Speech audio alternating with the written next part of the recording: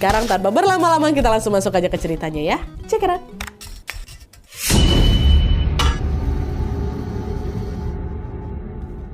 Oke, jadi kisah yang aku ceritakan malam ini dikirim sama kita yang bernama Dwi dari Lampung. Halo Mbak Dwi. Jadi pengalaman horor ini terjadi di kampung halamannya Dwi. Dan sebelum aku masuk ke ceritanya, aku mau memperkenalkan dulu ya keluarganya Dwi ini ya. Nah, jadi Dwi ini adalah anak kedua dari dua bersaudara. Ayahnya bernama Pak Harun dan ibunya bernama Bu Cici. Terus kakaknya bernama Kak Esti ya.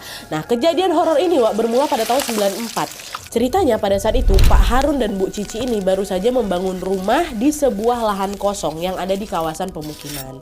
Nah, ketika pertama kali tinggal di sana, mereka tuh nggak punya tetangga kanan kiri. Gara-gara rumah mereka ini berdekatan dengan rawa-rawa dan berjarak cukup jauh lah dengan tetangga-tetangga yang lain. Dulu nih waktu pertama kali bangun. Mereka tinggal dengan kondisi seperti itu kurang lebih selama 8 tahun Nadia. Nah, sampai akhirnya pada suatu hari pemukiman udah mulai rame nih, ada pasangan suami istri dari luar daerah yang membeli lahan tepat di samping rumahnya Pak Harun. Nah, gak lama kemudian si Pak Sutri ini pun membangunlah rumah di sana dan mulai tinggal di tempat situ pada awal tahun 2002. Nah, dengan adanya Pak Sutri itu otomatis Pak Harun dan Bu Cici ya jadi punya tetangga pas di samping rumah lah ya kan, udah gak sepi lagi lah kayak dulu.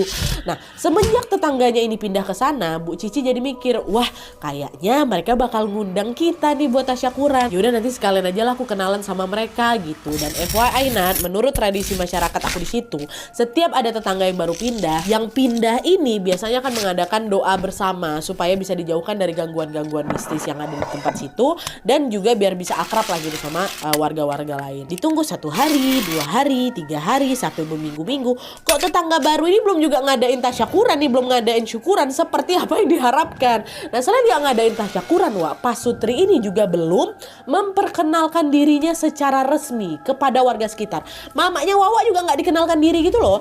Nah, akhirnya Bu Cici, mamanya Wawa yang tinggal bersebelahan sama si Pak Sutri ini pun berinisiatif Wawa untuk mengajak mereka berkenalan lebih dulu. Nah, pergilah Bu Cici ke sana kan, kenalin diri, halo saya yang tinggal di rumah sebelah kayak gitu. Nah, dari perkenalan itulah Bu Cici ini akhirnya tahu kalau Pak Sutri ini bernama Mas Dawam dan juga Mbak Ayu.